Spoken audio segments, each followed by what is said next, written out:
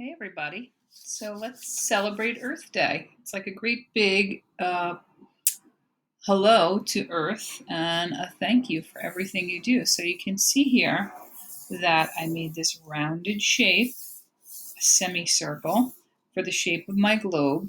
And then I decided to highlight either a person or an animal that looks like it's just helping take care of the planet. And then for the background, I chose different things. So here you can see I chose a night sky. And here I chose a bright sunrise. So you can see how I mixed my yellows and my oranges and reds. Here I used my crayons. Here I used my watercolors. You can use whatever it is you have available. So I'm going to show you how I get started, and then you're going to make some of your choices. For the first part of mine, what I do is I'm going to trace a circle. So I'll put it over a little bit so you can see here at the same time. And you can hold your paper either way. You can see here that I held this one the tall way. We call that the portrait. And here I held it landscape. So I'm going to start with the shape of the globe. So I'm going to hold it about halfway down, maybe a little lower. There we go. And I'm going to trace my globe. There it is.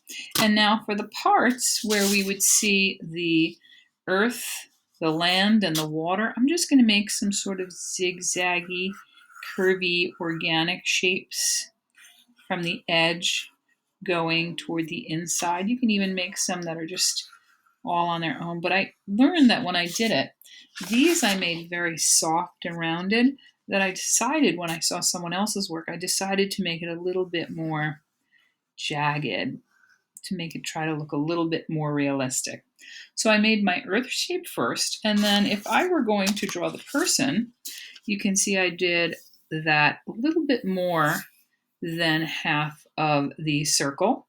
And if I did my polar bear, because I always talk about polar bears and how we have to take care of them, I'm going to make that upside down U shape. And I'm going to come down along the sides. Now you can make it look like he's hugging the planet by overlapping the arms. For now, I'm going to just leave it like that. And if you remembered, we made that middle part of his snout. We kind of made this ellipse or triangle type of shape, depends what you want. Came down like the letter J and a backwards J. Gave him some little eyes here.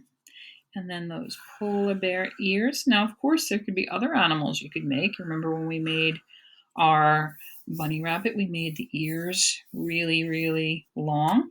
So you don't have to make a polar bear. You can decide. And if I want it to look like the hands are hugging, I just would go like this. Now you can still see the globe through here, so I'll have to hide it since I did mine in Sharpie. I'll have to hide it when it's time to color, like he's giving the planet a hug. So here you can see that I did stars in my skies, and for stars I like to go triangle, triangle, triangle, triangle, or upside down V to make my star. And if that's too hard for you, you can always make the X and the T.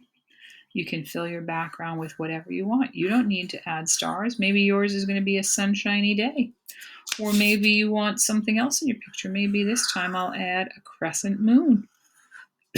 Maybe I'll add even a sun over there.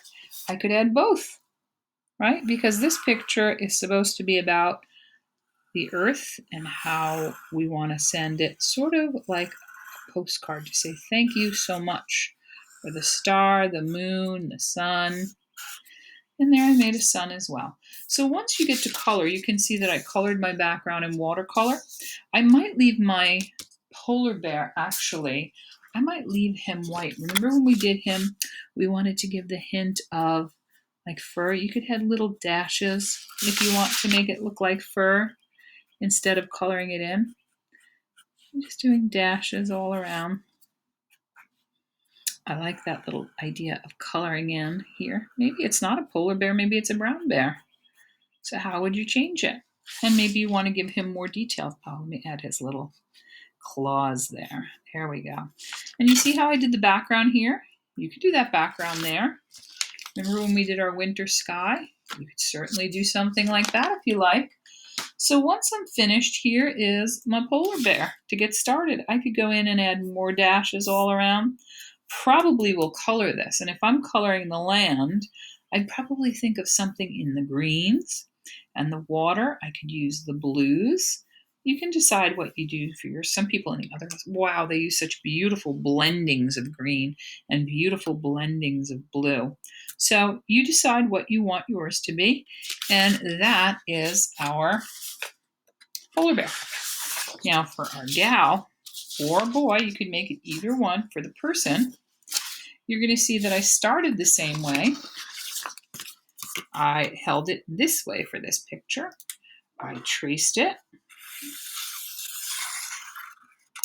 And then for the face, this isn't a good size for me to trace, so I could either trace a different one. Maybe I'll use the lid here I have. Hold on. This is a little bit smaller. You see how I traced my paper plate? Now I'm going to use my lid. I'm going to go up just a little bit further so she's kind of tucked, or he's tucked behind the earth. There we go. I'll give ears. Here's some ears. Ears. And it looks like they're kind of asleep. So I just did like that, kind of like when we were thinking about our moon. And then I'm just going to see the hint of her nose. So it's like this, sort of like a curvy. So you can see both of the nostrils. And then when you look, you'll see here that you can decide how to do the hair. So here we tried this fun hairstyle. If your hair is different, maybe your hair is a little bit different. Maybe it comes more like this down. Maybe more like this, or maybe you want to put a hat on, or maybe you just want to have a little bit of hair come off. You can work on your details like that. And it looks like the person is looking over the earth, keeping an eye on it. So again, wiggly, wiggly, wiggly shapes. And if you remember our Peter Max sunset, you could actually add that kind of to the background also. Like a freestanding shape. It's not attached to the side there. There we go. Definitely not geographically accurate, but certainly on its way. And then you'll see I added these radiating lines like we did when we did our Peter Max sunset to the background, or our suns. And you can add whatever you like to that piece. I can't wait to see what you choose. Have a great day.